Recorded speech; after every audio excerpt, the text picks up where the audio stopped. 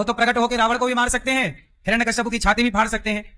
अब तुम्हें अपनी छाती फड़वानी है तो बताओ। दोस्तों बहुत बहुत स्वागत करता हूं आप सभी का।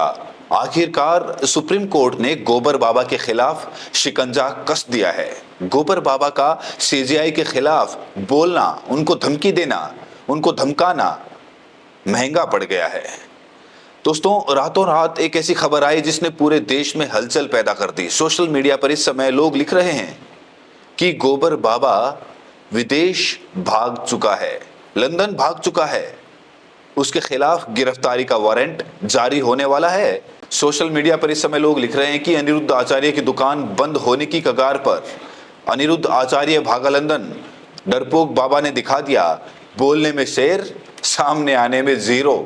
अगर गलती नहीं की थी तो भागने की क्या जरूरत थी। तो इस तरह की चीजें दोस्तों सोशल मीडिया पर इस समय लिखी जा रही हैं और कहा जा रहा है कि जो अनिरुद्ध आचार्य है वो विदेश भाग गया। इसके पीछे की वजह लोग बता रहे हैं कि इन्होंने जिस तरीके से सीजेआई के खिलाफ टिप्पणी की थी, अब इन्हें महंगा पड़ने वाला है। दोस्तों आपको बता दें कि कथावाचक अनिरुद्ध आचार्य ने सीजेआई बीआर गवई को धमकी देते हुए कहा था कि तुम जैसे अधर्मियों को मारने के लिए आते हैं भगवान, अगर तुम्हें अपनी छाती फड़वानी है तो बताओ। एक छठी क्लास अनपढ़ व्यक्ति सुप्रीम कोर्ट के सबसे बड़े जज के खिलाफ इस तरह की टिप्पणी कर रहा है। दोस्तों तुम्हें जज बनाया गया है इसलिए ना कि तुम न्याय करो, न्याय करना चाहिए। अब आप हिंदू सनातन संस्कृति का अपमान करते हो, क्या बोलते हैं, बोले तुम्हारी भगवान में शक्ति है तो खुद बना ले मंदिर, खुद कर लें। तो वो तो सब कर सकते हैं, वो तो प्रकट होकर रावण को भी मार सकते हैं, हिरण्यकश्यप की छाती भी फाड़ सकते हैं। अब तुम्हें अपनी छाती फड़वानी है तो बताओ नरसिंह भगवान से, क्योंकि तुम जैसे अधर्मियों को मारने के लिए भगवान आते हैं, पर भगवान को लग रहा है कि अभी भाई तुम लोग बैठे हो कुर्सी पे, तुम लोग ही करो, हमें ना आना पड़े, इसलिए भगवान आ नहीं रहे हैं। वरना ये है न्यू इंडिया और आजाद भारत के इतिहास में शायद ऐसा पहली बार हुआ जब कोई पाखंडी इस तरीके से सीजेआई को चैलेंज कर रहा है, सीजेआई को धमका रहा है, सरेआम कैमरे के सामने धमका रहा है।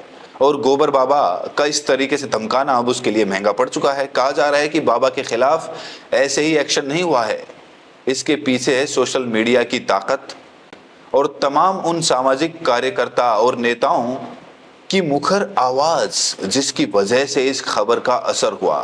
और हम लोगों ने भी इस खबर को बेहद प्रमुखता से दिखाया था। दोस्तों जैसे अनिरुद्ध तिवारी ने सीजेआई बीआर गवई के खिलाफ टिप्पणी की, पूरा देश आग बबूला हो गया था, पूरा देश सीजेआई के साथ खड़ा हो गया। चंद्रशेखर आजाद ने कहा था कि धर्म की आड़ में ये नफरत का कारोबार करता है। वहीं नेहा सिंह राठौर ने कहा था कि इतनी हिम्मत, एक क्वेश्चन किया था नेहा सिंह राठौर ने, आप जानते हैं कि ये लोग गायिका हैं, इन्होंने कहा था कि एक व्यक्ति जो कथावाचक है, जिस पर पाखंड अंधविश्वास फैलाने का आरोप है, उसकी इतनी हिम्मत कि वो सीजेआई को चैलेंज करे, धमकी दे। अनिरुद्ध आचार्य ने जिस तरीके से सीजेआई बीआर गवई को धमकी दी थी, सबसे तीखी प्रतिक्रिया इसमें चंद्रशेखर आजाद की आई थी। चंद्रशेखर आजाद ने इसका इलाज किस तरीके से किया था दोस्तों, मैं आपको पोस्ट दिखाना चाहता हूं। चंद्रशेखर आजाद ने ये पोस्ट किया जो बहुत बेहतरीन है, बहुत ही सटीक, बहुत ही तीखी प्रतिक्रिया चंद्रशेखर आजाद ने की थी। उनके शब्दों पर आप लोग गौर करिएगा।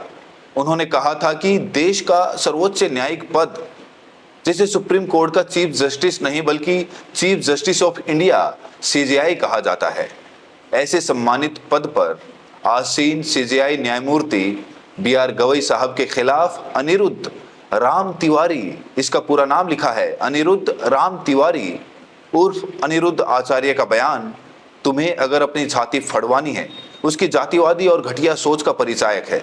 भारत के मुख्य न्यायाधीश को खुलेआम इस तरीके की धमकी संविधान और न्यायपालिका पर हमला है।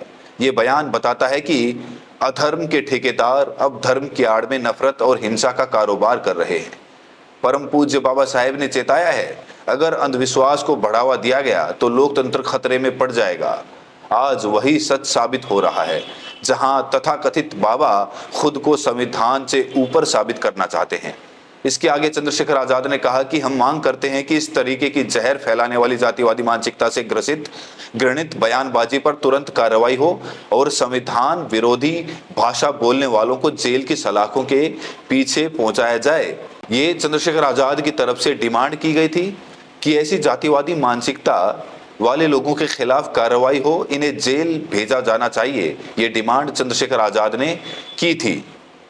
और शायद इसीलिए कहा जा रहा है कि सुप्रीम कोर्ट ने इसके खिलाफ एक्शन लिया है। दोस्तों, रातों रात ये खबर आई है, सोशल मीडिया पर इसको लेकर बहुत ज्यादा चर्चा हो रही है कि ये लंदन भाग गया है। अब ये लंदन घूमने गया है या भाग गया है, दोस्तों ये तो फिलहाल जांच का विषय है।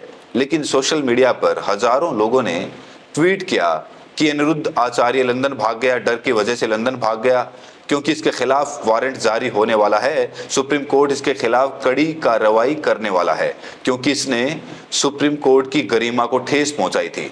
इसने माननीय न्यायमूर्ति सीजेआई बीआर गवई के खिलाफ टिप्पणी की थी। ना सिर्फ टिप्पणी की थी बल्कि उन्हें धमकी दी थी कि तुम्हें हम देख लेंगे। और धमकी देना जानते हैं आप, सबसे बड़ा जुर्म है दोस्तों।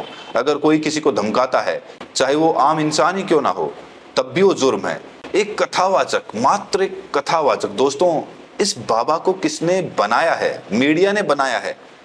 ये बात और है कि चित्रा त्रिपाठी आजकल बाबा के खिलाफ मोर्चा खोले हुए है, लेकिन गोदी मीडिया को अभी तक शायद समझ में नहीं आ रहा है कि ये बाबा कितने निचले स्तर का है, इसकी मानसिकता कितनी जातिवादी है। एक दलित सीजेआई को बर्दाश्त नहीं हो रहा है और छठी फेल बाबा उनको धमकी दे रहा है। इस बीच कुछ लोगों की प्रतिक्रियाएं और सामने आई है। मैं कुछ लोगों की प्रतिक्रियाएं आपके सामने रखना चाहता हूं, जिन लोगों ने लिखा है, खास तौर से अनिरुद्ध आचार्य लंदन भागा। एक है अवधेश कुमार, जो लिखते हैं कि आचार्य कोई कथावाचक नहीं बल्कि ये पाखंडी है, पूरे भारत में ये पाखंडवाद को फैला रहा है। यदि इसको रोका नहीं गया तो पूरे भारत को पाखंडवाद से जकड़ देगा।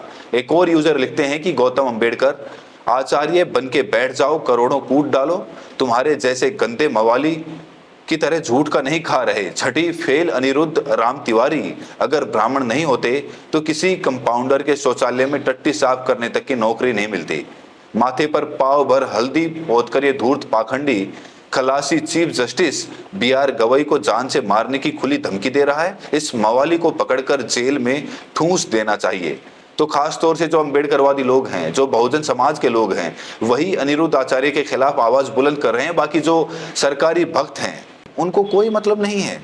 सीजेआई को कोई गाली दे, धमकी दे, उनसे उनको कोई मतलब नहीं है। ये तो अम्बेडकरवादी हैं, बहुजन समाज के लोग हैं जो जागरूक हैं और इस तरह से आवाज बुलंद कर रहे हैं। और शायद यही वजह है कि ये आवाज सुप्रीम कोर्ट तक पहुंची है और शायद सुप्रीम कोर्ट संज्ञान ले रहा है या लेने वाला है। लेकिन खबर आ रही है कि इससे पहले ही विदेश भाग गया। और इसको लेकर दोस्तों इसकी एआई तस्वीरें इस समय शेयर की जा रही हैं कि लंदन भाग गया। देखिए तस्वीरें मैं आपको दिखा रहा हूं, ये कैमरे के सामने तस्वीरें हैं, ये लंदन भाग गया है और इस तरह की तस्वीरें इस समय इसकी सोशल मीडिया पर शेयर की जा रही हैं। दोस्तों ये तस्वीरें मैं आपको बता दूं एआई से बनाई गई हैं।